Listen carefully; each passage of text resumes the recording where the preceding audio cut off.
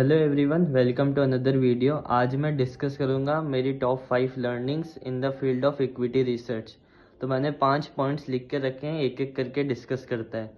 सबसे पहला पॉइंट ये है कि बहुत सारे लोगों को लगता है कि प्रमोटर सेलिंग जो है वो एक रेड फ्लैग है, बट एक्चुअल में प्रमोटर बाइंग और सेलिंग जो है वो दोनों चीज़ें ही मैटर करती नहीं है। मैं आपको एक एग्जांपल से समझाता हूँ।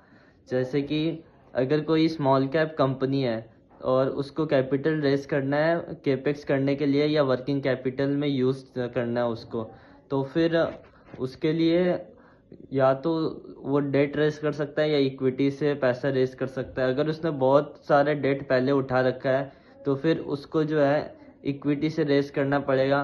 मतलब कि प्रमोटर को अपनी इक्विटी स्टेक कम करनी पड़ेगी बिजनेस में केपेक्स करने के लिए।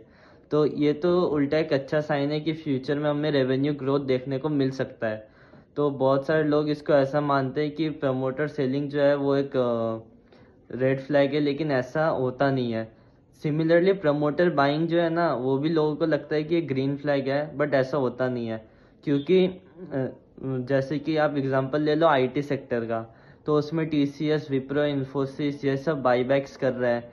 मतलब प्रमोटर अपना स्टेक बढ़ाए जा रहा है, लेकिन बिजनेस में अभी कोई ग्रोथ ही नहीं है। मतलब कि विप्रो तो जो है वो नेगेटिव ग्रोथ प्रोजेक्शन कर रहा है फॉर Q1 FY27। तो सिंपल सा पॉइंट ये है कि प्रमोटर बाइंग सेलिंग दोनों ही चीज़ें मैटर करती नहीं है। हमें जो है बिजनेस के ग्रोथ को ट्रैक करना है कि रेवेन्यू बढ़ रहा है या नहीं, मार्जिन्स बढ़ रहे हैं या नहीं, फिर बिजनेस न्यू जोग्राफीज में जा रहा है या नहीं, ये सब चीज़ें। सेकंड पॉइंट ये है कि हमें जो है ईएसजी फैक्टर्स पर भी ज़्यादा फोकस नहीं करना है। तो जैसे कि ईएसजी फैक्टर्स के बारे में कंपनीज जब अपने पीपीटी में बहुत ज़्यादा लिखती हैं और अपने आप को अच्छा दिखाने के लिए ईएसजी फैक्टर्स के बारे में वो इतना बातचीत करती है। लेकिन जैसे मैं एक एग्जांपल से समझाता हूँ, अल्ट्राटेक सीमेंट है, ठीक है, तो उनकी जो सीमेंट की फैक्ट्रीज है वो इतना पोल्यूशन एमिट करती है, लेकिन वो अपने एनुअल रिपोर्ट और क्वार्टरली रिपोर्ट्स में लिख रहे हैं कि हमने 1% कार्बन डाइऑक्साइड जो है वो इस बार कम रिलीज करा है, और ये मेंशन करके वो अपने आप को बहुत अच्छा साबित करना चाहते हैं। But do you ever think कि 1% CO2 कम रिलीज करने से क्या ही फर्क पड़ जाएगा, जबकि उसके पहले तो इतना सारा ये लोग CO2 पहले से रिलीज कर रहे हैं। तो फिर वही 1% कम CO2 रिलीज करके ये अपने आप को बहुत अच्छा दिखाना चाह रहे हैं, और ये चाहते हैं कि लोग जो है वो उनको ये क्वेश्चन ना करें कि आपके बिजनेस में ग्रोथ क्यों नहीं है, या फिर आपके मार्जिन्स क्यों कॉन्ट्रैक्ट कर रहे हैं। फिर वही सोशल ईएसजी में एक तो इन्वायरमेंटल हो गया, फिर दूसरा आ गया सोशल फैक्टर। तो सोशल में भी लोग कहते हैं कि हमने फीमेल वर्कफोर्स को ज़्यादा हायर करा है इस बार। कितना ज़्यादा हायर करा है? आधा परसेंट, 1% एक्स्ट्रा। तो फिर उससे क्या फ़र्क पड़ता है? फिर ये सब चीज़ें हैं, ये मतलब वही कंपनीज इसके बारे में ज़्यादा डिस्कशन करती हैं जो अपने इन्वेस्टर्स को या तो भटकाना चाहती है या अपना इमेज जो है वो मार्केट में इम्प्रूव करना चाहती है।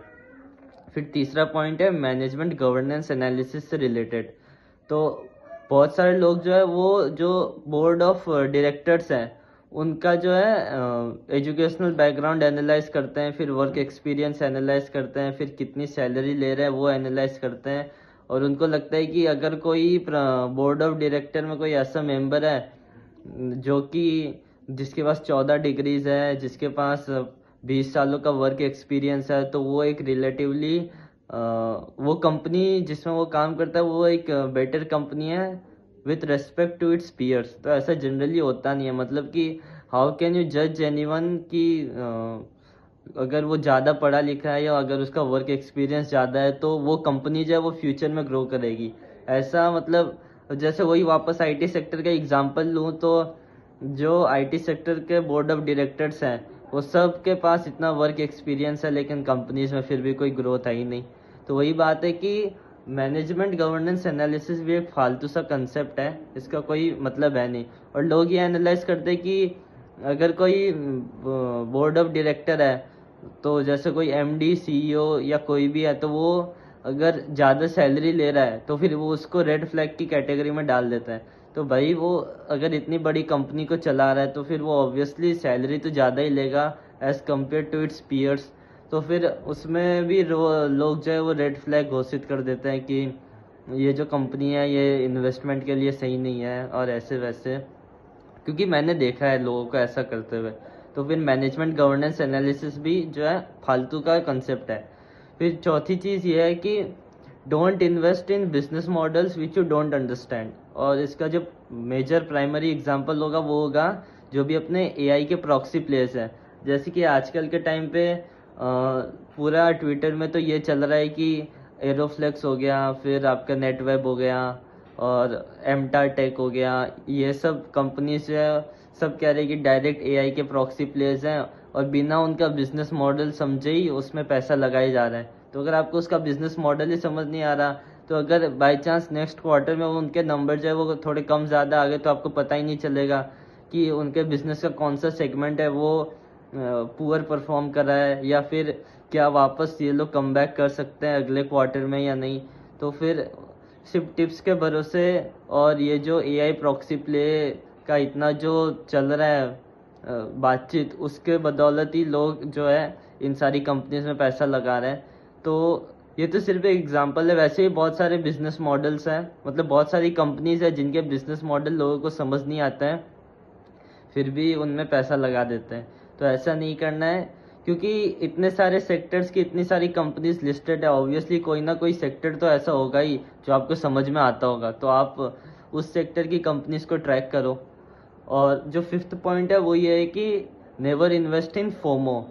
तो इसके पीछे तो आप देख लो, अभी जो रिसेंट एग्जांपल है वो है यूएस स्टॉक्स।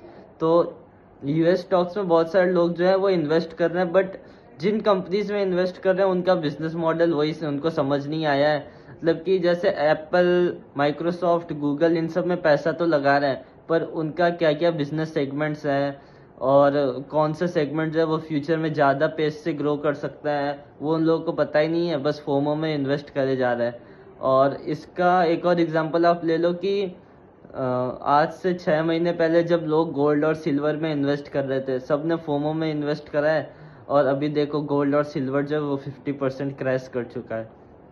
तो वही बात है कि फोमो में इन्वेस्ट मत करो और उसी कंपनी में इन्वेस्ट करो जिसका बिजनेस मॉडल आपको समझ में आता है।